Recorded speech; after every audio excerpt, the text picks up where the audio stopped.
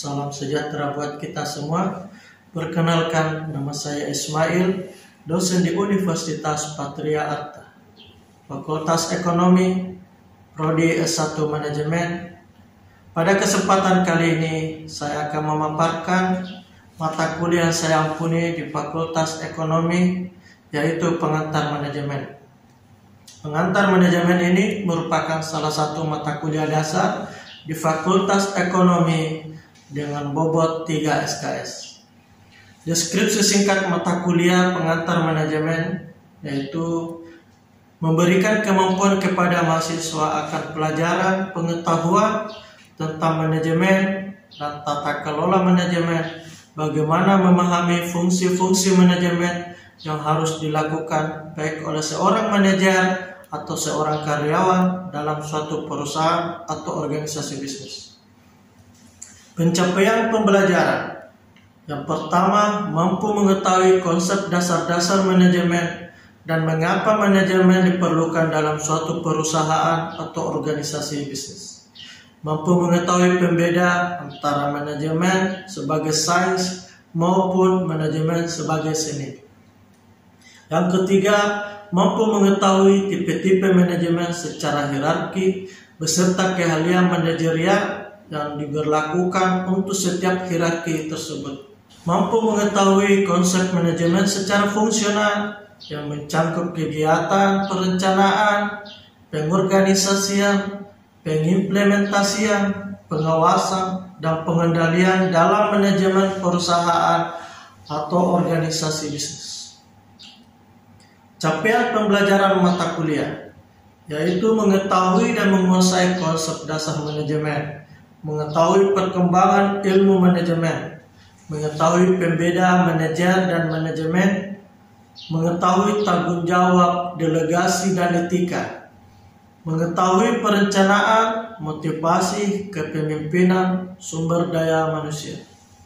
Adapun pokok bahasan materi perkuliahan yang saya ajarkan di pengantar manajemen yaitu konsep dasar manajemen, perkembangan ilmu manajemen dari klasik maupun modern, pembeda manajer dan manajemen, perencanaan, pengorganisasian, tanggung jawab, delegasi, motivasi, manajemen pemasaran, komunikasi dalam organisasi, kepemimpinan, pengawasan, manajemen sumber daya manusia, manajemen usaha kecil, dan manajemen organisasi waralaba.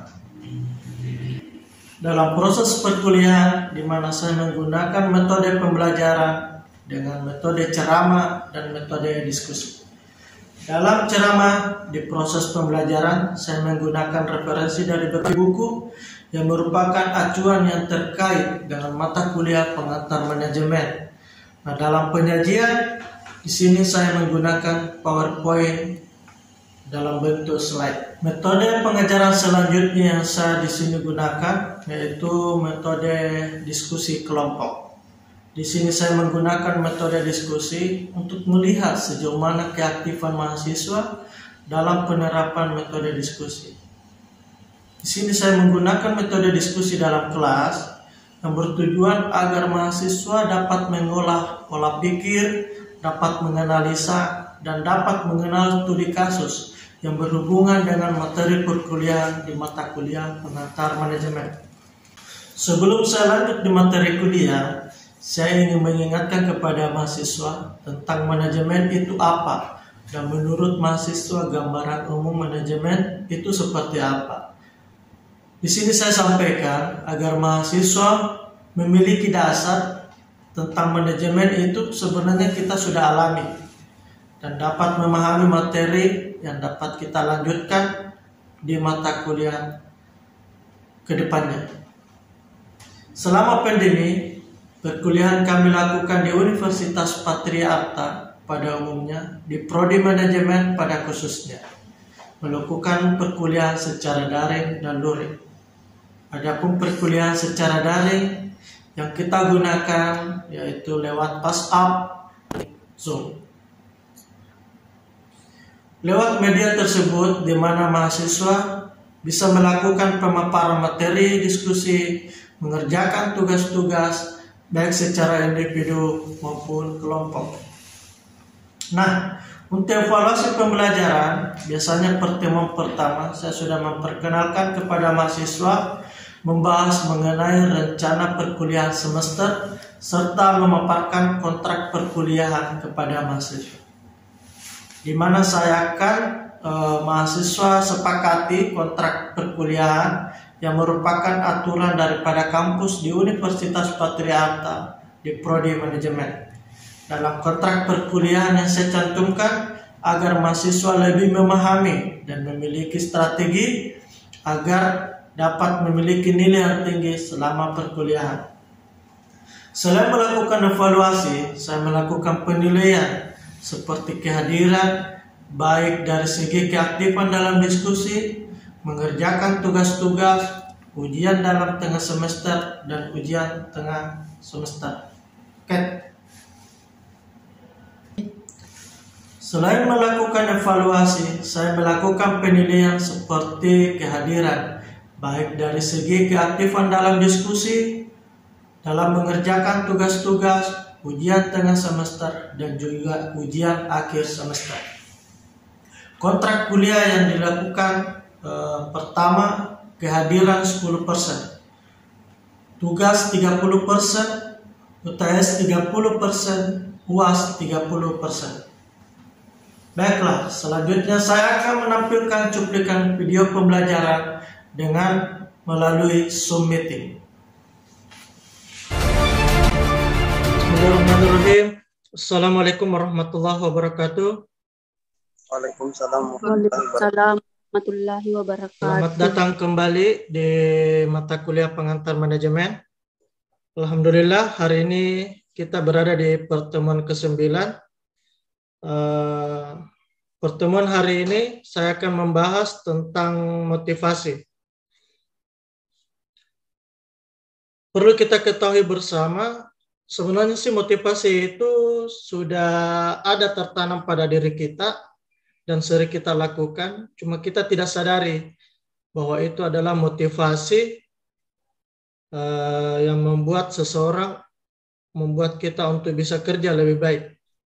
Motivasi itu berasal dari kata mover, yang berarti adalah adanya dorongan atau gerakan. Motivasi itu lebih kepada sumber daya manusianya, jadi pribadi seseorang yang menanamkan dirinya bahwa dia giat bekerja, itu salah satu contohnya. Adapun definisi daripada motivasi itu adalah suatu kemampuan baik seorang manajer ataupun karyawan dalam memotivasi dirinya untuk bagaimana dia bekerja lebih efektif, untuk seorang bawahan dan untuk seorang atasan, bagaimana dia bekerja membuat bawahannya untuk giat jauh lebih baik. Motivasi itu terdiri dari dua jenis. Yang pertama, motivasi intrinsik, yaitu motivasi pendorong kerja yang bersumber dari dalam diri individu. Jadi di sini dalam artian seorang karyawan memiliki motivasi yang tertanam bahwa pada awal mula dia mau melakukan pekerjaan, saya kerja misalnya di perusahaan A, di situ dia tanamkan bahwa di tempat kerja ini saya akan memberikan makan keluargaku misalnya untuk menghidupi keluargaku, dan di tempat ini saya bekerja, saya ingin menjadi orang yang sukses. Jadi itu yang tertanam dari dalam diri kita sejak awal kita menginjakkan kaki kita untuk bisa bekerja. Jadi pertama kita itu harus mencintai pekerjaan dulu. Setelah kita mencintai pekerjaan, barulah kita terbawa bahwa seperti ini akan nantinya saya lakukan. Yang kedua yaitu kita kenal dengan motivasi intrinsik. Jadi motivasi intrinsik itu adalah motivasi pendorong yang bersumber dari luar diri seorang individu, yang bagaimana diharuskan untuk melaksanakan pekerjaan secara maksimal. Jadi di sini motivasi yang dari luar itu sering berubah-ubah. Terkadang kita misalnya pas pagi-pagi kita semangat kerja karena misalnya orang yang sudah berkeluarga, istri memberikan makan, atau ada penyemangat dari dalam rumah tangga. Pas sampai di kantor juga, teman-teman sudah pada menyambut kita dengan baik. Itu adalah salah satu motivasi yang membuat kita sewaktu-waktu bisa berubah, apakah itu bersikap positif atau bersikap negatif dalam lingkungan kerja. Memiliki beberapa tujuan daripada motivasi tersebut. Yang pertama, meningkatkan moral dan kepuasan kerja karyawan. Yang kedua, bagaimana meningkatkan produktivitas kerja karyawan. Yang ketiga, bagaimana mempertahankan kestabilan karyawan dalam suatu perusahaan atau organisasi bisnis. Yang keempat, bagaimana menjaga atau meningkatkan kedisiplinan seorang karyawan. Jadi di sini perlunya seorang pimpinan atau manajer dalam suatu perusahaan ya sekali-sekalilah menegur bawahannya. Karena itu adalah salah satu motivasi buat seorang karyawan untuk menganggap bahwa kita punya ada hubungan emosional. Jadi di situ adalah salah satu sentuhan secara kepribadi yang bukan dalam bentuk materi doang atau finansial, tetapi teguran seorang pemimpin atau seorang atasan itu adalah merupakan salah satu motivasi yang kita belum sadari. Jadi terkadang misalnya waktu saya kuliah kemarin, pada saat saya melakukan tugas atau mengerjakan tugas, di situ dosen saya, dia pukul pundak saya. Ketika di situ setelah dipukul di pundak saya itu, dicampak-campak, di situ ada semangat yang muncul dari sikap saya misalnya. Situ saya langsung lebih rajin. Nah, itu adalah salah satu di mana motivasi yang bukan dari finansial, tetapi dari kepribadian seorang. Apakah dia seorang pimpinan atau orang yang tua lebih dari kita, sentuhan itu mampu membuat kita untuk jauh lebih baik. Yang kelima yaitu bagaimana mengaktifkan pengadaan karyawan. Yang keenam, menciptakan suasana dan hubungan kerja yang nyata. Yang ketujuh, bagaimana meningkatkan loyalitas, kreativitas, dan partisipasi di suatu perusahaan. Jadi di sini seorang karyawan misalnya ataupun organisasi apapun, siapapun pimpinan itu kita harus loyal. Jadi jangan menganggap setelah diganti pimpinan si A misalnya kita tidak dekat lagi sama pimpinan itu. Nah, itu tidak boleh. Itu salah satu pikiran negatif dari suatu motivasi. Ya. Itu kita tidak boleh lakukan. Jadi misalnya ada mahasiswa nih, terus dia sudah berpikir negatif terhadap dosennya, dia malas masuk. Nah, itu tidak boleh dilakukan oleh seorang mahasiswa. Nah, itu yang harus dihindari. Jadi perlunya motivasi seorang dosen untuk bercerita, menemani ngobrol mahasiswa, apa sih yang terjadi sehingga mata kuliah saya kamu jarang masuk. Nah, seperti itu. Sehingga mahasiswa merasa tersentuh akan penyampaian itu. Seperti itu. Yang kedelapan, bagaimana meningkatkan kesejahteraan karyawan. Jadi kesejahteraan karyawan di sini maksudnya ya dalam hal misalnya ada jam lembur atau setiap jam istirahat ada sentuhan sama-sama makan, paling tidak ya dibayarkan misalnya seperti itu. Itu adalah salah satu yang secara tidak langsung membuat seorang karyawan merasa tersentuh dalam kesejahteraan, atau apakah diadakan misalnya motor seperti itu. Itu adalah salah satu motivasi bagaimana karyawan untuk rajin datang seperti itu.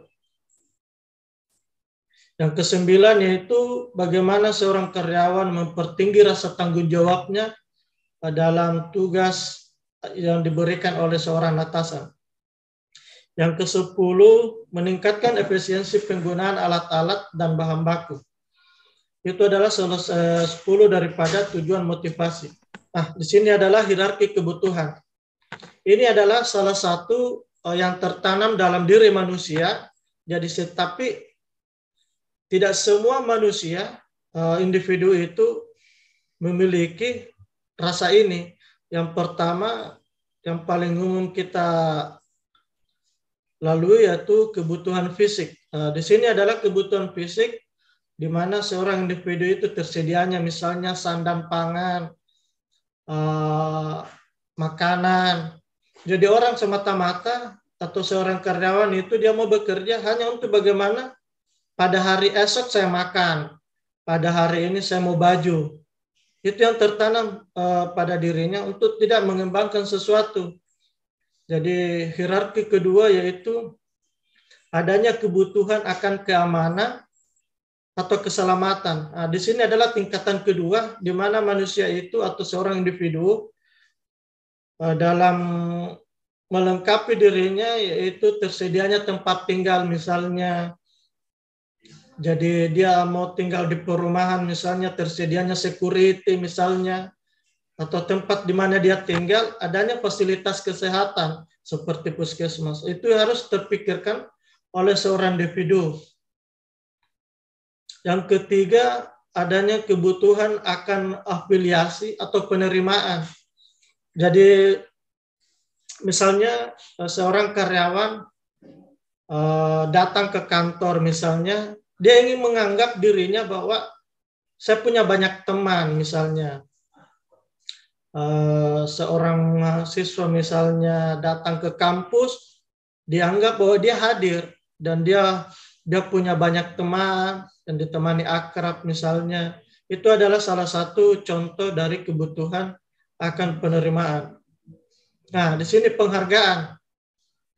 Jadi seorang karyawan itu menganggap bahwa dirinya jauh lebih baik bila seorang pimpinan atau atasan memberikan aplaus atau suatu penghargaan bagi seorang karyawan yang dimana karyawan itu berprestasi, misalnya diberi dia target bahwa pada bulan ini, pada bulan 9 misalnya, harus mencapai penjualan mobil sekian. Nah, pada saat tercapainya apa yang diinginkan oleh atasan atau pimpinan, dia harus memberikan sesuatu kepada apakah dia naik jabatan, misalnya itu adalah salah satu contoh pemberian penghargaan. Yang kelima adalah kebutuhan akan aktualisasi diri. Nah, di sini sih jarang-jarang sebenarnya manusia atau individu itu untuk mendapatkan kebutuhan akan aktualisasi diri. Nah, di sini akan aktualisasi diri itu, misalnya ada seorang pimpinan nih, dia kan udah punya sandang pangan lengkap, perumahan atau rumah yang lebih besar, ada security-nya misalnya, dia afiliasi itu sudah punya istri, anak, dan dia sudah direktur misalnya. Tetapi dia ingin menjadi orang yang lebih bagaimana dia berjiwa sosial. Makanya ada yang sudah orang berada, terus dia masuk anggota dewan misalnya. Itu adalah salah satu bagaimana dia akan aktualisasi diri itu, merasa dia tahu bahwa si A ini orang yang sukses karena dia sudah menjadi anggota dewan misalnya, menjadi wali kota misalnya. Itu adalah salah satu kebutuhan akan aktualisasi diri. Adapun pendekatan motivasi Hegel terhadap motivasi, yaitu ada dua, terdiri dari kelompok faktor pemeliharaan yang terdiri dari bukan merupakan suatu motivasi. Jadi perlu kita ketahui bersama adik-adik ke depan, kalau misalnya sudah kerja, bahwa gaji itu bukan motivasi. Jadi motivasi itu adalah sesuatu yang diberikan langsung oleh seorang pimpinan. Jadi bukan dia dalam bentuk rutinitas seperti itu. Yang kedua, bagian daripada pemeliharaan, yaitu mutu pengawasan kondisi kerja. Jadi seorang pimpinan misalnya, anggaplah ruangan kantornya karyawan tidak ber-AC, kita harus perbaiki cepat. Karena itu bagaimana terjadinya suatu kedisiplinan kerja, misalnya mahasiswa misalnya dalam ruangan panas, itu kita harus memperbaiki kondisi bagaimana seorang untuk merasa bisa jauh lebih baik. Yang ketiga, adanya hubungan antara pribadi, kebijaksanaan, dan administrasi mutu pengawasan. Adapun kelompok kedua yaitu kelompok penggerak, yaitu adanya kemajuan pengakuan status. Dan yang kedua, adanya pekerjaan menantang prestasi dalam pertumbuhan suatu pekerjaan yang merupakan tugas dan tanggung jawab. Teori kebutuhan Miss Clarence, yaitu kebutuhan akan prestasi yang merupakan dorongan untuk bagaimana mengungguli yang berhubungan dengan standar, bagaimana bergulat dan dengan sukses, bisa jauh lebih baik dalam suatu perusahaan atau organisasi bisnis. Yang kedua yaitu akan kebutuhan kekuasaan. Di sini kebutuhan di mana membuat orang lain untuk berperilaku, bagaimana caranya mengendalikan dan mempengaruhi orang lain. Jadi seorang pimpinan tidak semestinya dia sering misalnya menakut-nakuti karyawan. Itu tidak boleh, itu bukan merupakan bagaimana mempengaruhi, tapi seorang pimpinan bagaimana mereka atau dia merasa dihargai oleh karyawan. Nah, itu adalah salah satu bentuk kekuasaan, tapi bukan perintah, tapi merasa dia disegani oleh bawahan. Itu jauh lebih baik daripada dia memerintahkan. Yang terakhir yaitu teknik-teknik dalam memotivasi. Itu ada seperti uang misalnya. Kita tidak bisa pungkiri bahwa uang adalah salah satu motivasi yang terpenting, karena uang adalah suatu benda yang dapat diterima umum di masyarakat. Yang kedua adalah partisipasi. Dari di sini partisipasi yaitu yang saya sampaikan tadi, bahwa seorang pimpinan bagaimana dia bisa menyentuh kepada bawahannya. Itulah pemaparan yang saya sampaikan untuk hari ini tentang motivasi. Atau ada yang mau ditanyakan? Mau bertanya Pak, Ya, silakan. bagaimana meningkatkan motivasi kepada karyawan? Karena kan biasanya itu ada atasan-atasan yang tidak mengikuti protokol dari setiap perusahaan. Biasanya dia melanggar, maunya kan dia memberikan motivasi kepada bawahannya. Bagaimana itu Pak?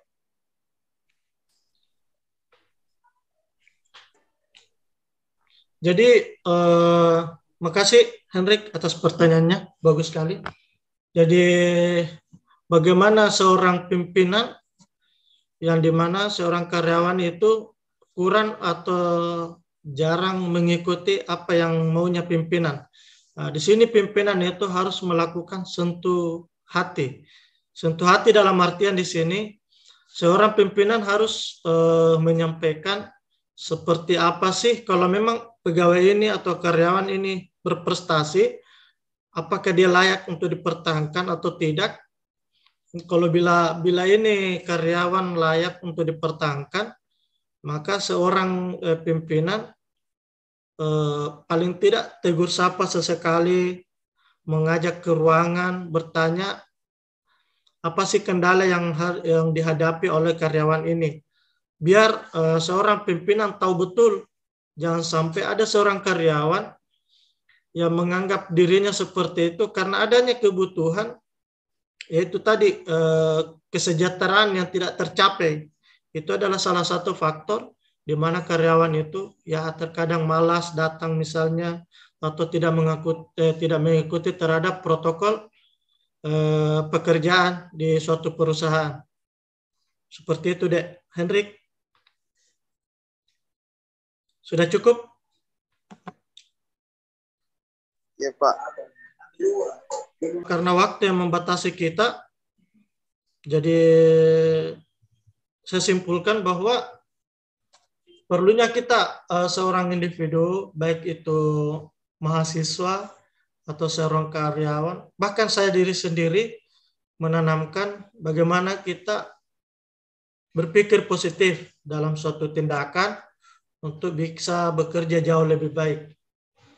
Yang kedua, jangan pernah menganggap atau berpikir seseorang itu akan menjatuhkan atau bercerita yang tidak pada kita. Jadi tanamkan pada diri kita mindset yang positif, biar kita bisa jauh lebih bekerja lebih baik misalnya. Jadi tidak ada hambatan, tidak ada rasa sakit hati dalam bekerja, kita semangat, ikhlas dalam bekerja. Itu adalah salah satu bagaimana bisa sukses suatu pekerjaan, baik dalam suatu perusahaan atau organisasi bisnis lainnya. Demikianlah materi tentang motivasi hari ini. Saya minta kepada adik-adik mahasiswa untuk lebih banyak membaca buku, referensi-referensi terhadap motivasi. Assalamualaikum warahmatullahi wabarakatuh. Waalaikumsalam. Waalaikumsalam warahmatullahi wabarakatuh. Pelajaran yang saya ampu di mata kuliah pengantar manajemen Prodi S1 Manajemen Fakultas Ekonomi di Universitas Patria Arta. Mohon maaf jika ada kekurangan dalam pengajaran ini. Terima kasih atas perhatiannya. Wabillahi taufiq wal hidayah. Assalamualaikum.